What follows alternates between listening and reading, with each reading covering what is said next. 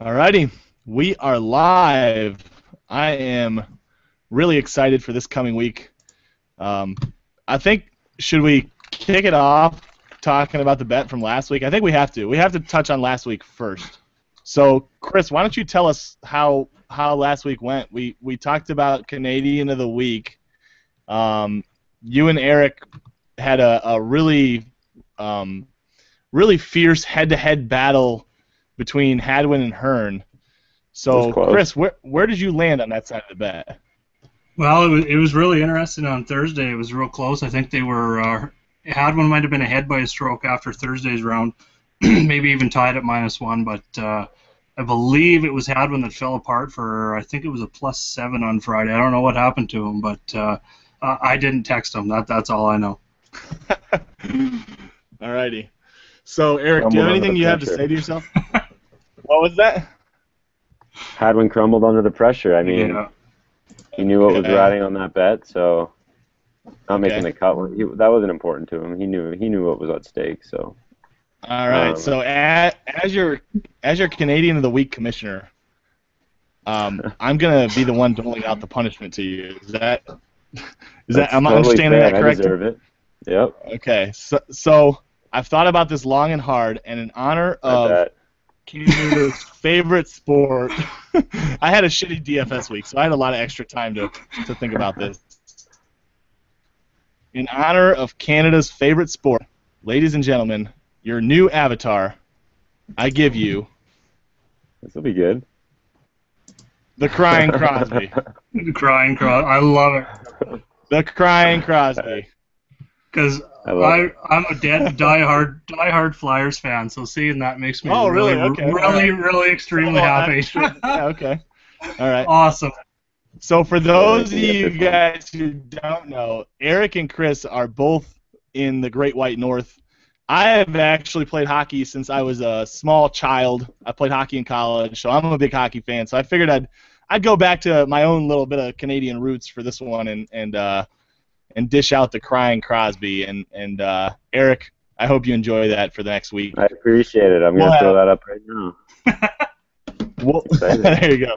We'll have a fun bet. I've been thinking a little bit about what this week should be, so we'll talk about that a little bit later on. Other than that, what's new, guys? What do you think, Eric? You excited for this week? Yeah, I'm looking forward to it. I mean, the 60-man field, no cut, definitely changes some things. So. It's another loaded field. You're missing a few of the big Euro guys, or I guess they're playing the French Open. But I mean, kind of took a week off last week with a little bit of a weaker field, so this week should be fun. Some of the big names are back. Looking forward to it. Awesome. Anything else you want to add before we get rocking and rolling, Chris? No, just happy to see a full field, and it's going to be a week full of birdies, and it's going to be some high scoring, which the last 2 weeks have kind of been off that. Last week wasn't too bad, I guess. It played a little bit soft, so there was some scoring last week, but definitely excited for Firestone this week. Alrighty, well let's get right into it. I think the big question of the week is where are people landing in their decision-making on the top three. We've got Jason Day, Dustin Johnson, and Jordan Spieth. And Dustin Johnson actually comes in second in pricing, which is a little bit uncharacteristic. We typically see Spieth and Day ahead of Dustin Johnson, and if Rory's in the field, he jumps up there. So why don't we start with Chris? Where are you landing this week between I'll call them the big three? Actually fading Dustin Johnson, not because I don't like him, but mostly because I think the ownership's going to be the highest out of the three, just coming off the U.S. Open win.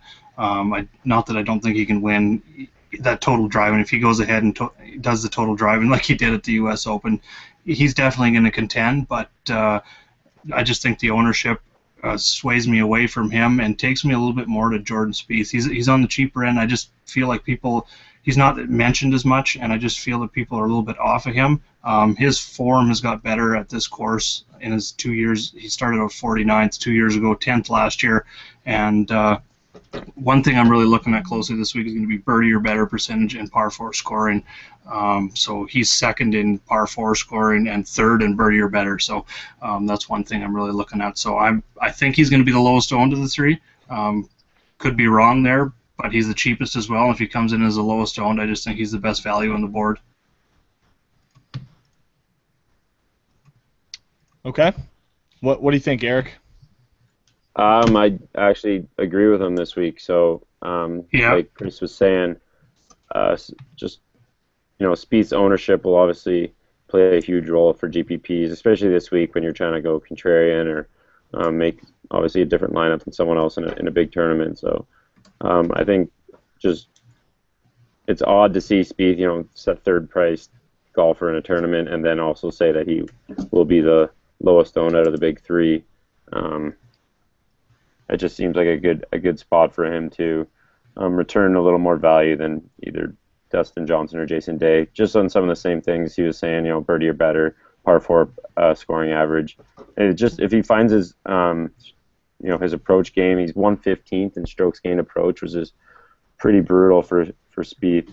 So if he just finds it a little bit, I think he can definitely he'll be the most valuable player out of these top three.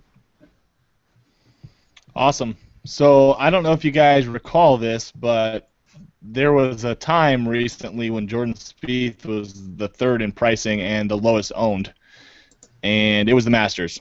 And obviously we know what happened there. Even though he came in second place, he killed the field in terms of DraftKings scoring. So don't sleep on Jordan Spieth. I like it. I think you're spot on about the ownership. I think Dustin Johnson probably comes in as the highest owned, and Jason Day is not far behind him. I made my final adjustments just a little bit ago, and I had to bump Jason Day down a little bit. He wasn't mentioned as much as I thought he would be. So certainly he'll be high owned. I think he'll be definitely over 20%, probably over 25%. But Dustin Johnson looks to be the popular favorite here. So why don't we drop down? We've got some guys in this next tier that I think are all going to be kind of lower owned. We've got Adam Scott, Justin Rose, and Bubba Watson in the 10K range. Eric, why don't you start us out? Just a quick question on roster construction this week. Brad, what do you think it's going to like? Because I think this range is either going to be like completely overlooked, or a lot of people will start their lineup in this range and kind of try and build a more balanced one. No cut, smaller field, below 6K or below 7K. Sorry, the talent kind of drops off pretty dramatically. So, what do you think the roster construction is going to be like this week typically? I think this 10K range is going to be the lower owned of all of it. I think you're going to see a lot of combinations that start with Dustin Johnson and Brooks Koepka. Those two guys are being mentioned everywhere. I think they're going to be the chalk. So you'll see a lot of either Jason Day and Brooks Koepka, Dustin Johnson and Brooks Koepka, and even Matt Kuchar. But it's going to be pretty likely that Dustin Johnson or Jason Day and Brooks Koepka or Matt Kuchar start most lineups this week. So I think you're going to find, Justin Rose, I think, gets a little bit of bump in terms of ownership. He was mentioned quite a bit. I was kind of hoping he would be low owned. He's my favorite in this range. But I think ultimately you've got three guys in this 10K range that are probably not going to be over 20%. If they are over 20%, it won't be much.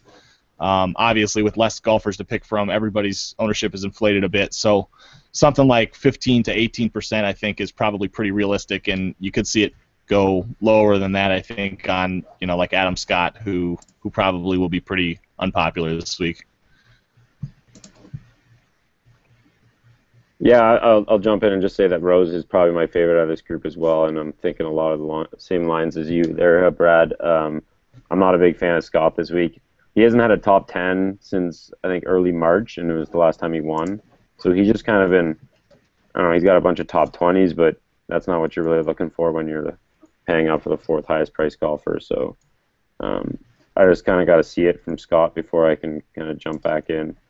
His stats are pretty nice. He's got good course history here, but I still kind of want to see it a bit more. And I never have a feel for Bubba Watson. I don't know when he's going to perform, when he's going to, blow up. So I just kind of avoid him altogether, typically. Chris, what about yourself?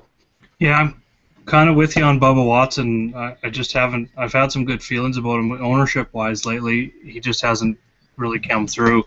Justin Rose is definitely my favorite, and I thought he would probably be low-owned. He's been mentioned, a little bit less than the other guys, it seems, but I'm not real sure on that. But he's still going to be one of my favorite plays. He's top 5 in ball striking. He's not the greatest on par 4s. He's really good on the par 5s, but he's top 10 in birdie or better as well. So, I mean, you look at the course history, he's got 3 top 5s in his last 4 tournaments, and the other one is a 17th. So, he's right there for me. Adam Scott, I'm there with fading him as well this week. He's just seems to be finding something here mid-season, I guess, kind of towards the end of the season. So I'm with you on having to see something before I invest anything on Adam Scott for sure. But as for roster construction, on your question on that, myself, I'm going a little more stars and scrubs. I feel like a lot of people are going to go balanced. So I'm kind of taking a turn, what I think is a turn, I guess you'd say. And like some of mine, I've started with Spieth and Rose, not Dustin Johnson, Jason Day and Rose, and actually building a really extreme stars and scrubs lineup that I've actually felt pretty comfortable with so far. So. And I think that'll be pretty contrarian this week. If you get 2 of these guys in the 10K or above range, you're probably going to find at least one of them with fairly low ownership, and having both of them is not going to be a popular combination, I don't think, this week.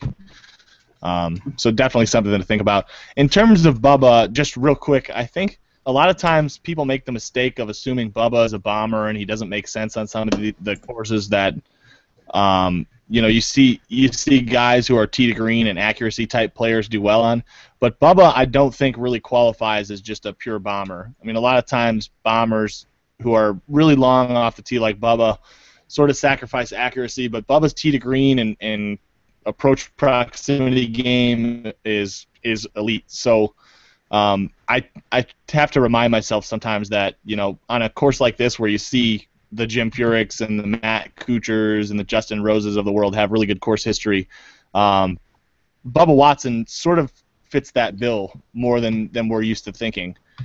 Yeah. And I think that's why sometimes it's really hard to kind of quantify what courses Bubba belongs at. I'm not saying that that's necessarily why you guys are having some struggles with kind of quantifying Bubba, but I think that personally is what I struggle with. It's is it a bomber track or is it an accuracy kind of approach track? And Bubba sort of fits on both of them, I think. Does that make sense? Yeah, I like that take. I mean, he's only 144th in driving accuracy, but when you look at the good drive percentage, he's 8th. Right. So, I mean, when he's missing those fairways, he's still making the greens or fringe in regulation and giving himself a chance at birdie or par. So I totally get on board with that. And I think this week with your long guys, you want a total driving, and he's top 40 in total driving as well. So I think you sold me on Bubba a little bit. And I'm not sure his ownership level. I couldn't really get a feel on his ownership, but I think you sold me on a few shares for sure. Okay. I will have some Bubba. I'm going to have probably 35% or so of Bubba, which will be pretty well overweight, I think, on the field for Bubba's ownership. Like I said, in the 20% range, I think is where he maxes out. Probably lower than that. So why don't we drop down into this 9K range? We've got a lot of guys to talk about here. A lot of popular options. Starting out with Brooks Koepka all the way down to Ricky Fowler. Why don't we start with Ricky, because I think he's been kind of the interesting subject to talk about this week. Obviously at 9K he's pretty incredibly low priced. Chris, you want to start us off? What do you think? How are you going to handle Ricky this week? He was kind of one of the first guys I looked at this week, and first of all, like before even considering ownership or looking at mentions or anything at all, I love the price at 9K. I mean, he hasn't been playing that great. I liked him last week. He had the opening 2 rounds were he played very well, but kind of fell apart through the weekend, finished with a 39th. But I think he's kind of starting to trend in the right direction. So I felt like he was going to be low owned, but then with the value and seeing the mentions throughout the week, he's right up there and being discussed, I believe. So I think the ownership's going to be there. So I'm going to have some of them because I think he's trending in the right direction. But I myself with the extreme, taking two guys in that 10K and above, I really only have maybe one share, like one lineup, one balanced lineup. But he's definitely in my balanced lineup. Okay. Eric, you want to weigh in on Ricky? Yeah, I just thought, like, at first glance, obviously Ricky seems like a tremendous value at 9,000. Usually he's up, he's with Adam Scott or Justin Rose in that area. So in a no-cut event, I mean, he's been missing cuts, which is kind of what you're afraid of as of late. But in a no-cut event, someone of his skill set, I think he can easily return his value at 9,000. He has been talked about a lot this week, so I am a bit worried that his ownership, and maybe more eyes are going towards his $9,000 price when people would just kind of look over him because he's been missing cuts. So, I love the value. He's obviously, like, talent-wise, he probably is never supposed to be a $9,000 golfer, but his value his ownership, is probably creeping up a bit. But I think he's, it's too good of a value to pass up on. There's no cut, like I mentioned before, so you don't have to worry about him blowing up. You can still pump out points throughout the weekend. So I just think it's a good spot for a $9,000 investment there. Yeah, something interesting they said on the Fantasy Labs podcast this week. They kind of made the comparison of a no-cut event to a basketball game that lasted 6 quarters. Eventually, over the course of 6 quarters, the cream of the crop in basketball is going to win out. The better players are going to get the minutes. They all have 4 rounds. I guess I switched back to golf in that metaphor. But you know what I mean. You get what I'm getting at. Ricky Fowler, I think, is far better than 9K. I think he has a much higher likelihood of paying off his price, knowing that he has four rounds. With his tendency to kind of make high numbers, I think Ricky Fowler guaranteeing himself 4 rounds means he has the likelihood to shoot that low number to help kind of make up for that and score some birdies and DraftKings points. So I'm going to be pretty heavily in on Ricky Fowler. That's my take on it. Obviously, he's been talked about a lot. You guys alluded to that fact. He's the benefactor of the biggest adjustment in my ownership projections. He started out at roughly 7%. I guess recent form typically plays the biggest role in ownership, and obviously with his price being low enough, I knew there was a chance that he would be talked about and popular. So I've got him in there, I think, at about 16%. Let me check here real quick. Yeah, 16.4%, which is kind of interesting because it puts him above guys like Patrick Reed and Hideki Matsuyama, Phil Mickelson, the guys around him. Something to think about, I guess. Personally, like I said, I'm going to be going overweight on him, so I'm just going to handle it by taking more of him than everyone else. Okay, why don't we, Jaeger, you got anybody else you want to talk about in this 9K? If I was playing cash, Matt Kuchar would be in there for sure. I'm not, obviously. I'm just playing GPPs this week again. Switching over a little bit there, but he's accurate. He's good drive percentage. He's actually top 10 on the par 4 and top 20 birdie or better, so you possibly could consider him a GPP as well. I just think that price, 9,800, I don't think he's going to reel off another top 5 myself. I think maybe a top 10, top 20, and I just think for that price, there's guys with more upside right around him. But for cash games, I would definitely recommend him. Other than that, really no one else in that range myself. Okay. Eric, you want to talk about anybody in this 9K range other than Ricky? Whenever I, no cut event, lots of birdies, I think of obviously Hideki Matsuyama. He's fifth this year in birdie or better percentage. So I like him a lot this week. I typically do. I think that's a good price for him. He can get some birdie streaks going. 4 rounds of that. I think that he's I'd like to bet that he's going to score more DraftKings points than Furyk, Grace, or Kuchar. So just from that standpoint, I think that's a good buy there. So if you go Matsuyama, Fowler, I just think that has a lot of upside. Like there's not really as much risk as a typical event there. I know Matsuyama's missed back-to-back cuts, but I just think there's a lot of scoring potential. A lot of low numbers can be made between those two.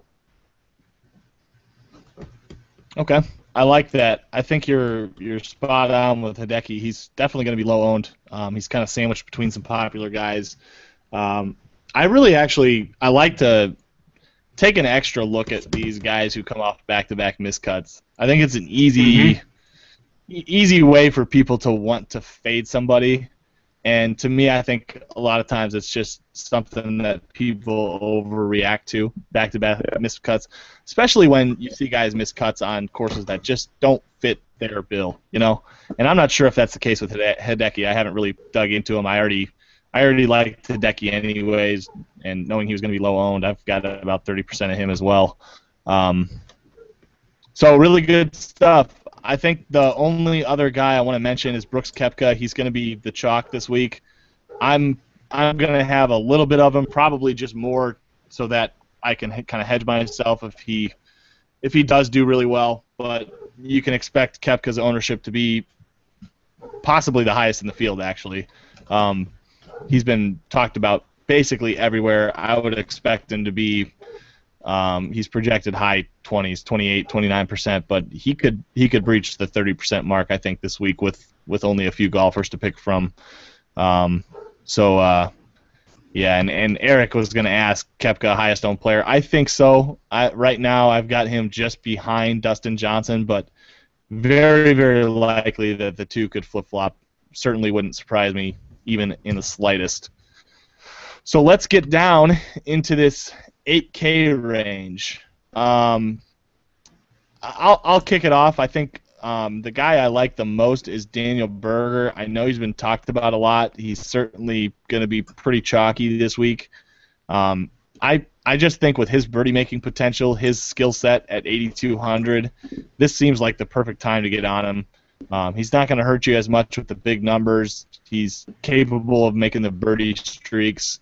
I'll probably have something like 50% of Daniel Berger when it's all said and done. The other guy in terms of ownership, I think Jason Duffner gets a big bump. He's been talked about quite a bit. He's got a couple of top tens, I think, here recently, and I think he's going to find his way into a lot more people's lineups than I think everyone is going to expect. Does that surprise you, Eric? I heard you make a noise.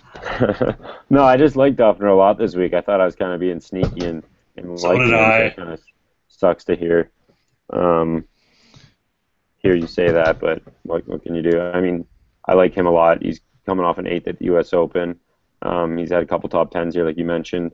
And I was shocked to see that he's 16th in birdie or better percentage, which is something I'm looking pretty strongly at this week. And not really there's not many stats that kind of scare me. He's not the longest off the tee, but good drive percentage is 18th, so kind of makes up for it there. 7th in greens and regulation. Duffner is probably he is my favorite play in the 8K range. Okay. Is there anybody else you want to cover before we kick it across to Chris? I was just looking at Phil, actually. I think Phil could come in under the radar. And he's another guy, that is probably not an $8,900 golfer in a field like this.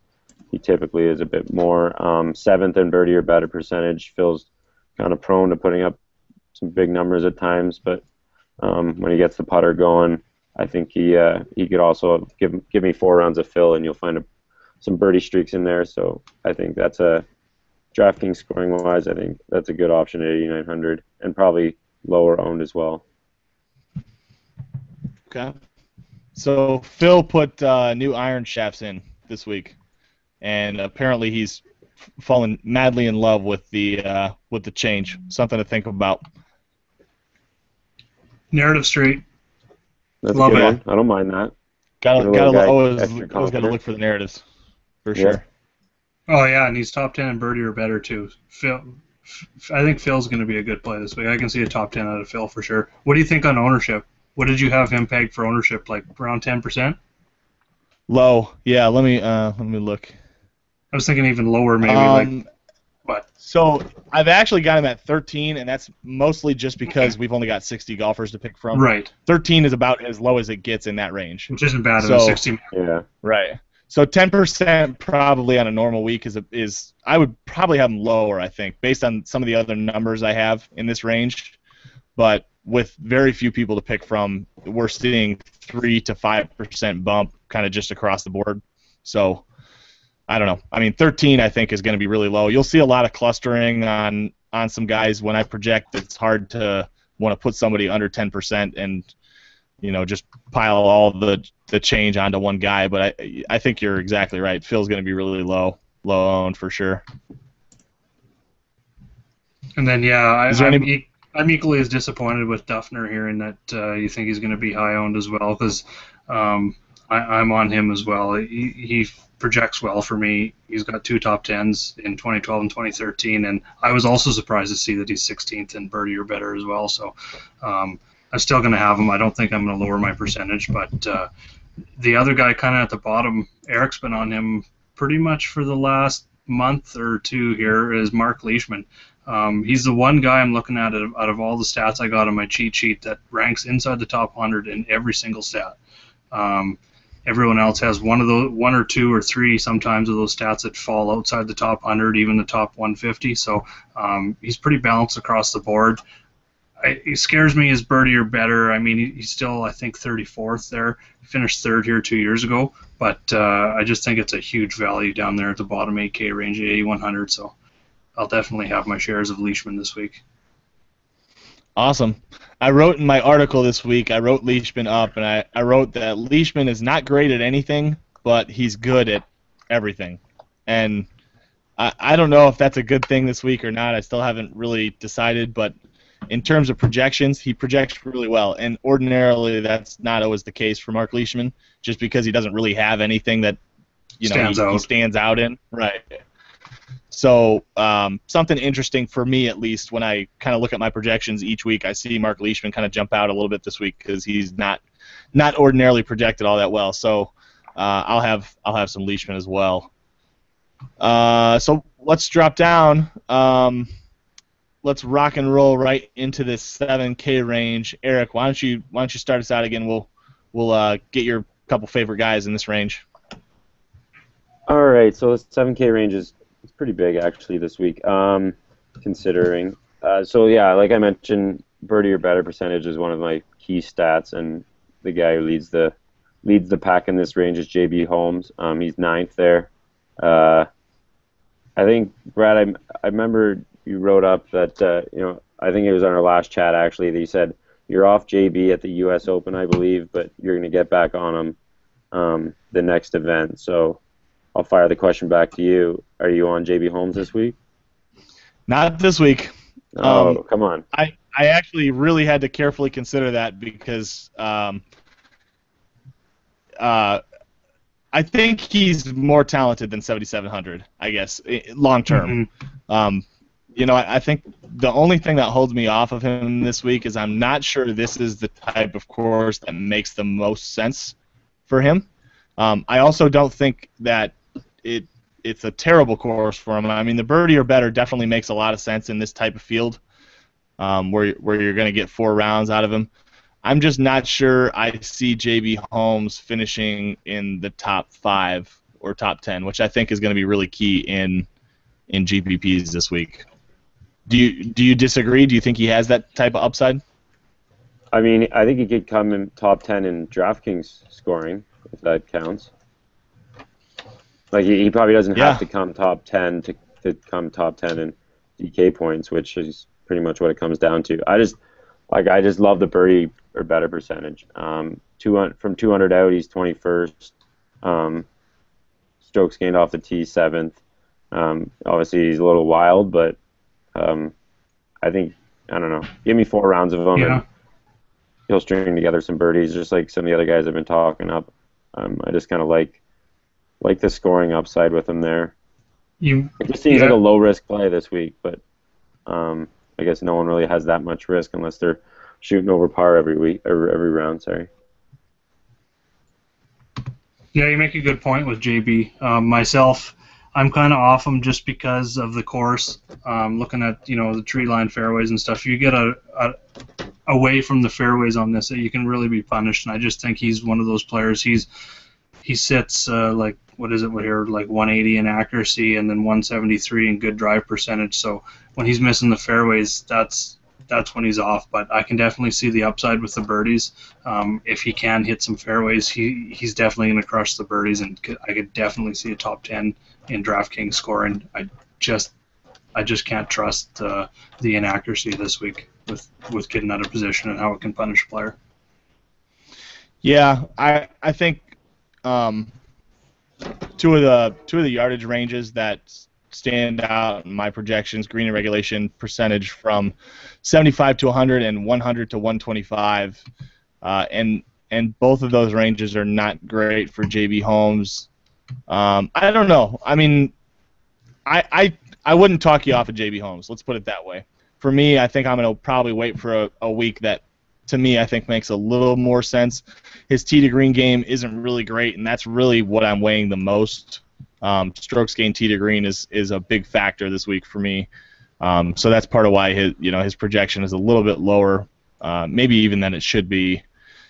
But I like it that you're keeping me honest. I sometimes have to remind myself to be honest with those types of takes. So, but aside from JB Holmes, I think part of the reason is that I think there's other guys in the 7K range that are less expensive that I think have more upside to me this week. Namely Kevin Na. He's the one that I'm going to be all over in a huge way this week. Kevin Na all of last year finished top 20 or better in every WGC event except for match play. He consistently shows up in events like the U.S. Open, in events like the Masters, all of the majors, the Memorial. We see him play well in tough fields, and he consistently is underpriced in these tough fields. To me, Kevin Na could easily be 8,500, and I would still be considering him. I'll have probably more than 50% of Kevin Na, and it very well may come back to bite me if he finishes 20th or something like that. But I think I've seen enough from Kevin Na in this type of situation that I really like getting on him. The other guy, GPP-wise, I think I want to mention is Brandt Snedeker. I think he makes a ton of sense on this course. I'm surprised more people are not talking about him. In terms of long-term kind of skill, Brandt Snedeker does not belong next to some of these guys. And, like I said, when you see a guy who sort of fits all the criteria for the course, underpriced, underowned, just a beautiful GPP situation in my opinion, I'll have quite a bit of Brandt Snedeker. Jaeger, I heard you make some noise. What do you agree or you disagree? Love the Snedeker take. I've got a lot of Snedeker again this week, even though he let me down the last time out. He's missed 3 of his last 4 cuts, but like you said, he fits the course, and he doesn't seem to be mentioned anywhere. And when you look at him in this range of players, he really stands out. Like, you got Scott Piercy, Charlie Hoffman, Kevin Na. I really like your take on that, finishing up there. He actually is 4th in par 4 scoring, so I really love that this week. And you got Harris English, so seeing Snedeker at that 7,200 and a combination of not being mentioned very much, love it for GPP. What do you think Snedeker's ownership is going to be? I'm just for how much he's been mentioned, like 5%, 6% might be on the high end. Okay, I've got him in at 6.25% right now. Okay. So I think, in my opinion, I think. Sorry? You guys are on the same page. Yep, I like it. Hopefully that's close. All right, Eric, you want to talk about any guys in this range? No, you kind of went. I like Kevin Na as well. I was gonna talk about him, but you covered all the bases there. I think there's some good GVP plays in this range. You can't really fire through them all, but there's gonna be some low-owned guys. Paul Casey probably, Lingmerth, Danny Lee. I don't know. Does Chappell really belong down here either? He's been playing pretty well this season, but just kind of seems low for his price. How he's been playing. seems we keep talking about him just, on the cusp of winning, but the results have just been not even close in the last 4 tournaments. Yeah, he's on a bit of a slump, but I'm gonna have some of them. I'm gonna have some of them as well. I find myself in terms of roster construction this week sprinkling a lot in this 7K range. Like I like Kevin Knott a lot, and I find myself starting a lot of lineups with him. But I also find myself kind of spreading my exposure across a lot of these guys, and picking a number that I think is going to be just higher than the field, but low enough that I can get exposure from a lot of these other guys. I didn't mention Emiliano Grillo. I didn't mention Charlie Hoffman. I didn't mention Paul Casey. You guys talked about a couple of those guys. I think Kevin Kisner, you can have 6% of Kevin Kisner probably and be higher than the field. He's not going to be very highly owned. So why don't we drop down into this 7K and below range? I'll first touch on, I mentioned Kevin Kisner. I'm not going to have a lot of him, but I think he makes kind of an interesting GPP play. If he rattled off a win and you had 10% of him, it puts you in a really good spot. And I think even 10% is probably pretty well overweight compared to what the field's going to have. He's been a winner on tour. I think he's obviously not been playing very well this year, but I think he's got upside potential. But Smiley Kaufman, I almost said Smiley Chalkman. I've been saying that all week.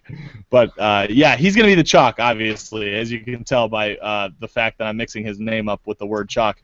A lot of people talking about Smiley Kaufman. I originally had him penciled into my ownership percentages at 16%, hoping or thinking that would be high enough, but he may turn into a fade for me, I think. Probably am going to jump off of him. I may jump on to Grillo wherever I can and then bump myself down to guys like Will McGirt or Soren Kjeldsen. I think both of those guys make kind of interesting plays. Anirban Lahiri hasn't been talked about a lot. I think he has kind of that upside that we're looking for. He's pretty decent length off the tee. It's a longer course, although I don't know that that's going to be a huge factor. We've seen Lahiri play well on courses that don't necessarily fit his mold, and I think this may be kind of that same situation, but certainly worth rostering in my opinion. Why don't we go over to Eric?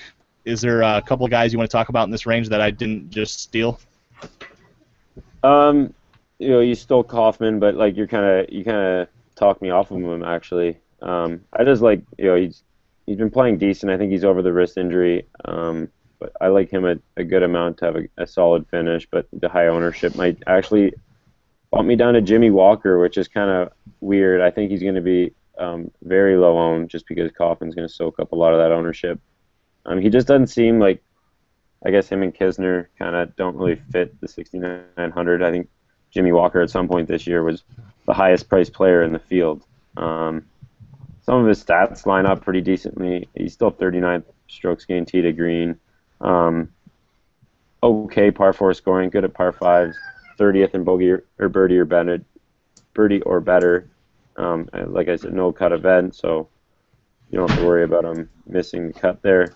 I just think that that low ownership on Jimmy Walker could be intriguing. What are your thoughts on Jimmy? I haven't heard anyone talk about him. Real quick, let me jump in. Eric from the chat wants to know about Byung-Hun An. Do you have any strong feelings one way or the other on Byung, Eric? No, not really. I don't probably haven't watched him enough to really have a strong take on him, but okay. Obviously probably one of the lower owned guys in this range. I think he was talked up a decent amount last week. I think he was in the 8,000 range. Finished 44th, it looks like. So maybe not the results you're hoping. So, but hopefully people are off him there. I can't really remember exactly if he was talked up a lot, but no strong feelings either way. So you got anything to say on Byung? Yeah, I think he's going to be a bit low owned. So I've got some interest in him. He didn't rank. I didn't see any rankings for him, but looking now, strokes gained off the tee, he's ranking 40th around the green, top 60, tee to green, he's 52nd. So not too bad for a guy priced in that range. So definitely going to have some of him as well. 57th here last year. He's definitely going to improve on that with just 61 players. I think he's a lot better player than that, than a lot of guys in this range here. So I think he can outperform his salary this week for sure. You also mentioned Griot. He's going to be one of my favorites in this range, avoiding Kaufman as well. Don't really have any strong feelings on Walker, and then McGirt and Kistner. You mentioned them as well, but those are two of my favorite. Kistner being one of my favorite. He finished, I believe, second in the first WGC event of the year, so he can compete in some of these big fields. So I just think he can have one of those comeback weeks. And like you said, if he's going to be 10% or lower owned, and he comes in the top 10, he's definitely going to pay off and help you in your lineups this week. Yeah, I'll touch real quick on Jimmy Walker. I think I really think he makes an interesting play. I mean, if Jimmy Walker is 6,900 in the Texas swing, he's 75% owned with a lot of these same guys in the field. You know what I mean? Something to think about. I just sometimes in these short fields with a lot of talent, I like to think about which of these guys don't belong in the range they're in, and I think Jimmy Walker definitely kind of fits that mold. Just kind of scratching the surface. Obviously, a guy who can putt as well as Jimmy Walker, if he catches fire, he's going to catch fire. I think he's certainly capable of finishing with the upside that we need to roster him in GPP. So I definitely think that's an interesting play, especially knowing that he's going to be super low owned. Great pivot off of Smiley Kaufman, I think, in my opinion. If you're gonna roster Jimmy Walker, I think you should really heavily consider fading Smiley Kaufman, because in the scenario that Jimmy Walker does well, Smiley Kaufman does poorly, and you have a significant chunk of Jimmy Walker and don't have Smiley Kaufman, I think that's enough of a scenario to create a really positive expectation for you in terms of your lineup construction. So definitely something interesting there. Chris, you got anything else you want to cover in this range? Anybody else? No, I liked your take on Lahiri. I think he's going to be low owned as well. But other than that, below him, not really a whole lot. Maybe a little bit of beef. But other than that, not really looking at anybody below this at all. Okay. The one other guy I will mention before we move on into the 6K and below range is KT Kim, Kyung-tae Kim. We talked about him on the podcast. He's Korean, so obviously our friend Kenny, also a slur expert, is going to be all over him. Yep, but he's been talked up a lot since we mentioned him on the podcast early Monday night. I have a hard time questioning Kenny when it comes to cash. I mean, he does a lot of content for slurv.com related to cash, and I know Kenny mentioned KT Kim. I think he's going to find his way into my cash lineups, which is kind of a scary thought. But like I said, I have learned to stop questioning Kenny when it comes to these kind of sleeper cash game plays. He tends to hit on them more often than not, which is more than I can say. So definitely somebody to be thinking about at 6,200. And I talked about his results. He's been playing on the Japanese tour, which Kenny so politely informed me, and in six straight weeks he finished top third or better with 3 wins and 2 second place. I mean, just unbelievable. Okay. Doesn't matter what tour you're on, that's hard as hell to do. So obviously the guy can play, and Gladly Pay You Tuesday wants to know what will be considered high ownership on KTK. You guys have any thoughts on that? I like his call there. He said greater than 6%. I think it's probably going to be around there. I think on the high side, probably 10. Yeah, I don't know if he can get to 10. I think Andrew Johnston will take up a lot of ownership. But yeah, like is there a really bad cash play this week? I guess some of the guys at the bottom are, but I just feel like getting 4 rounds at anyone, they can't be that much different than a guy that you don't have to pay a few hundred extra for, like a Smiley Kaufman. I don't know. I just feel like if someone's playing 4 rounds, the scoring difference by the end of the week isn't going to be as drastic as it typically is when there's a cut. And he gives you a good solid cash relief to go a couple top guys at the top. Yeah, I've got KT Kim at 3.82%. Beautiful. You know, I struggle a little bit with these lower price guys because what tends to happen is it seems like everyone clusters to one or two of them, and it's sometimes hard to pinpoint because there's a lot of different guys in this range. I mean, Beef is the perfect example where, Beef could be 2%, but if he's the guy that everyone jumps on, he'll be 12%.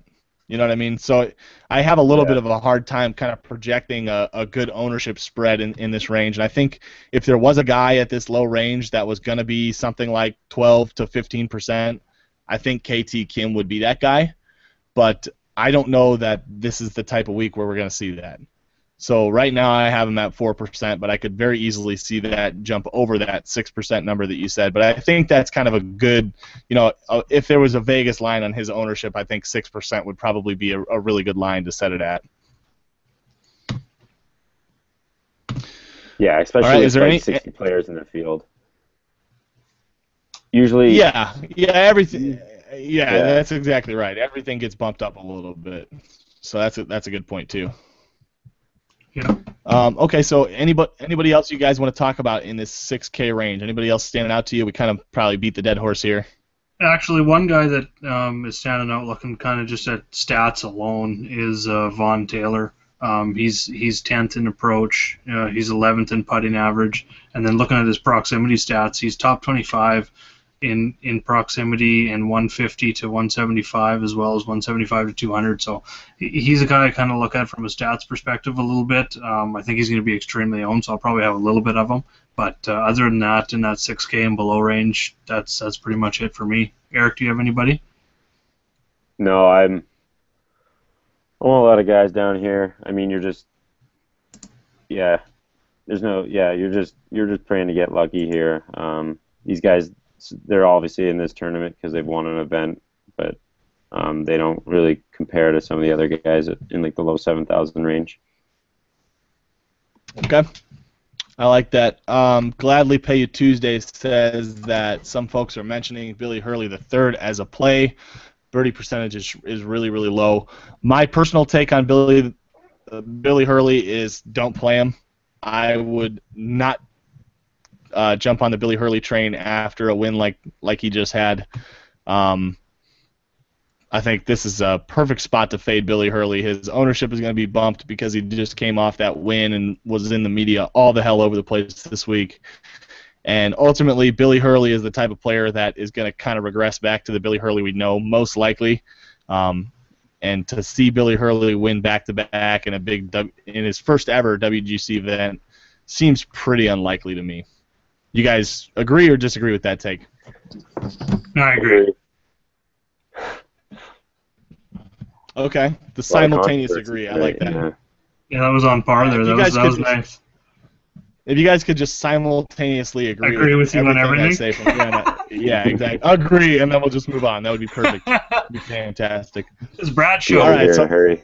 Yeah, right. Yeah, exactly. It would take no time at all, and I can assure you, you guys don't want to jump on every single play I play because, especially the last few weeks, they have not been great. So, but let's get down into this sub 6K range. We've got kind of the bottom of the barrel here. Is there anybody who's even kind of scratching the surface here for either of you guys?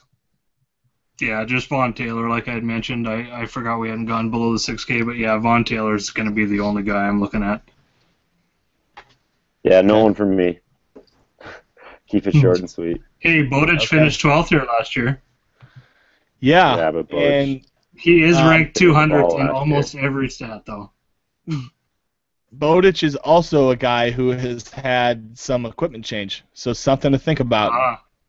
Apparently, he's been stuck with some newer sticks that sounds like he wasn't too happy with. So, something to think about at the very least.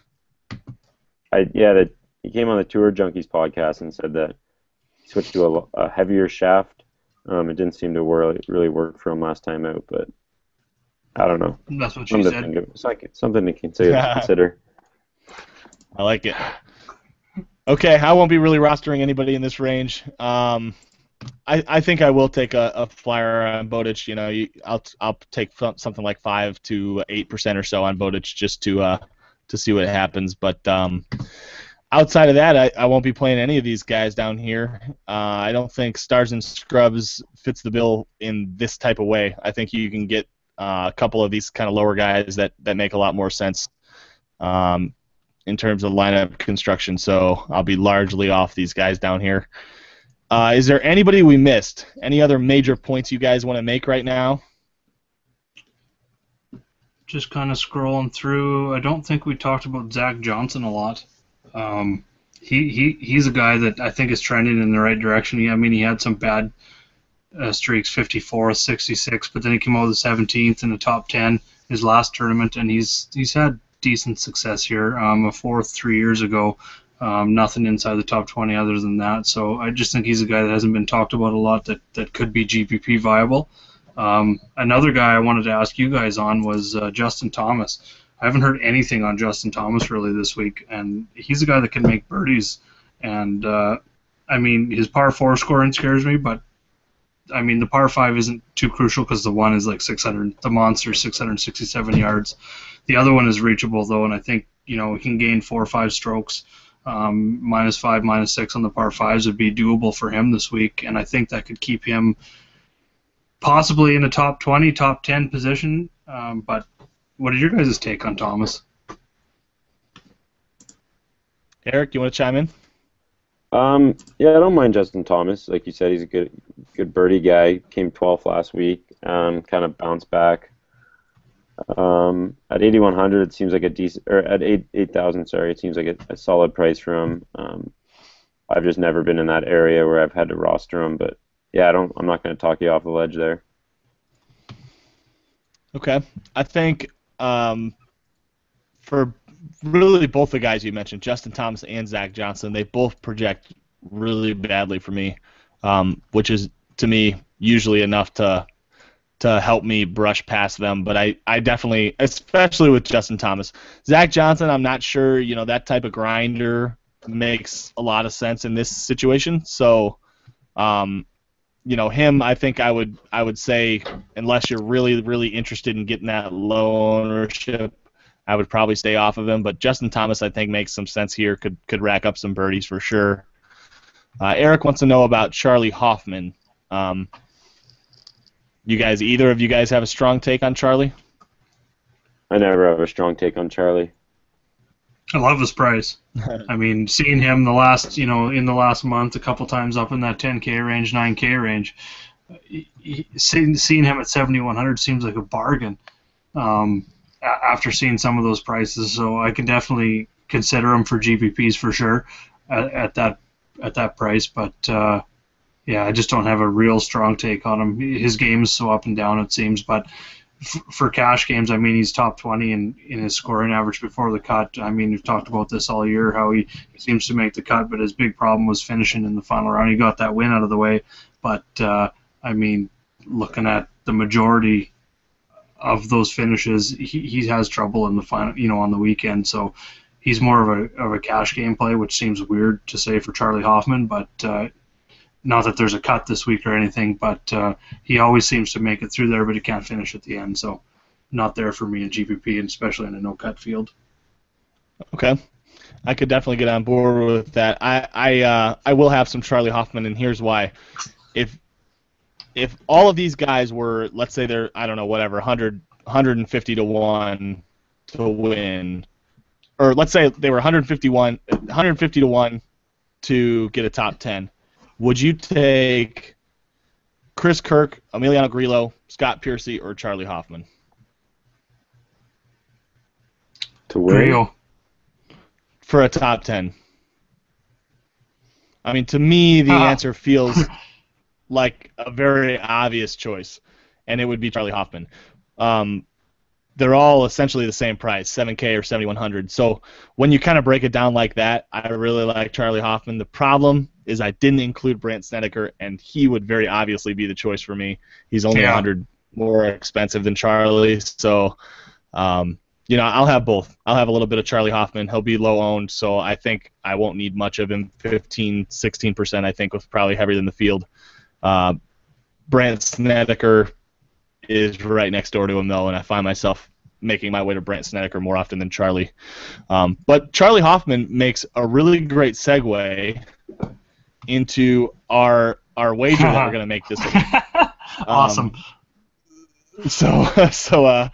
I've been thinking long. What's that? You're just going to set it up for us? Oh, yeah. Oh, you think I'm going to put my own skin in this game? I'm going to have you guys both wager, and I am going to be the one who doles out the punishment. I get all the fun with none of the risk. So this week, we are going to force you guys to take 2 players each, and we are going to call it the hairline team. Okay. So each of you guys have to pick a guy who has some sort of receding hairline, and we'll use a loose interpretation of that. Somebody like a Jim Furyk or a Bill Haas certainly qualify. So give it some thought. We won't put any salary restrictions on it, so you guys probably can both take a couple popular guys, but we'll go total DraftKings scoring between the 2 players you pick. Feel free to take a second to look through the pictures if you haven't memorized I'm struggling now. Danny Lee's beautiful face just yet. Okay, you need some salary. Yeah. Because I think we'd end up with the same guy. I think Why we're don't we thinking do about it draft the same style? guy at the top. Yeah. Why don't we'll do it draft style? You can't pick the same guy, so we'll go back and forth alternating. Oh, well, One of you guys pick one, and then you guys will have your own hair team. Or, so does lack of winner it. go first? Sure. Yeah, Why you go not? first. That sounds. I mean, Crying Crosby over here can't. Well, that's easy for me. I'm gonna go Spieth right off the top. I know that's Okay. what Eric was thinking of. Yeah. So does Spieth qualify as the chalk for the hair team? I think probably. He's the first guy yeah. I thought of as soon as you said hairline. Okay. All right, I'll Jaeger's go. gonna go. I gotta write this down or I'll forget it. Okay, who you got, Eric? Jeez, I don't really like these guys. I'll go Another Kuchar. guy at the top has one. Yeah, that's a good one. Kucha. Okay. Certainly qualifies. He would also qualify for the hat tan team, I think, in all likelihood. Mickelson's out there too, for sure. Oh yeah. Alrighty. Well, Who we got next? this is tough. I'm kind of looking through some pictures here. Oh, there. Okay, yeah, Charlie Hoffman. He's got a lot of forehead going. Go to PGA-Tour.com, Charlie Hoffman, boom. Oh, yeah. That's why I said he made a great segue, because I was also doing the same thing you guys are now doing. Not looking at pictures. And and Hoffman's hairline certainly stands out, and not in a good way. That's a big forehead. Oh yeah. And so you got a little bit of sleeper in there too. So Eric, you feel free to go balanced. Jaeger's gonna go stars and scrubs in the receding hairline team. I don't know what considers receding here. No, Mickelson isn't. Mickelson's got a good head. Mickelson makes team dad runner of some sort, but probably not receding hairline just yet. Who else is in there? I don't really like the I bald see a guys this couple. week.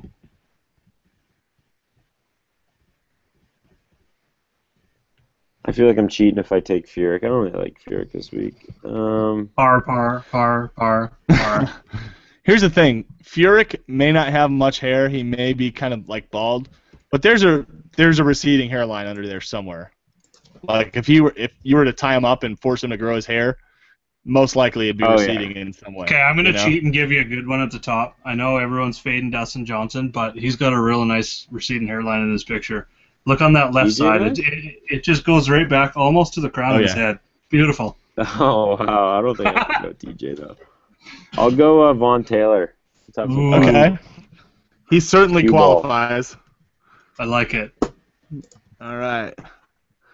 All right. So your selections were a little bit limited this week with only 60 guys in the field, but next week when we get a full field, I'll come up with something that you guys will have more than enough options on, and we'll see. So you guys want to do an avatar bet again? Are we going to keep doing that? Because I certainly have all kinds of Googling time. I'm up for it. Works for me. Yeah, I mean anything's better than crying Crosby at this point, Yeah. I got to get a win. All righty. Well, is there anything else you guys want to add? I think we're kind of going off the rails here at this point. We're not adding a whole lot of value other than comedic value here. No. Not everyone wants to see the rails, though. Yeah, that's true. No, I don't really have anything else. That was really good. Okay. Eric, you got anything else? No, I'm all out. We're good. I think we got the ball guys covered for sure. All righty. Well, I think that's going to do it for us this week on the slurv.com expert chat. Really a lot of fun, guys. Thanks for playing along as I continue not to risk anything and enjoy all the benefits of doling out the punishment of this wager, this friendly wager we've got going on every week. So looking forward to seeing the results this week, and I'll have to do some Googling on a fun kind of hair avatar of some sort. So thanks again for listening, guys. If there's anything else you need, you can reach out to us on Twitter. I'm at Brad Messersmith, Messer Smith. Chris, why don't you tell them where you're at? I'm at Jaegerbombs, at Jaeger_bombs9, sorry. And you can catch me at dailyfantasysportsrankings.com is where my stuff's at. Eric? Awesome. Yeah, I'm E. Patterson FS, PFS on demand. I just started writing for them along with Brad. Yeah, I'm available on Twitter most of the time. Awesome. Well, thanks a lot for watching, guys, and hopefully we'll catch you next week. Cheers. Good luck this week.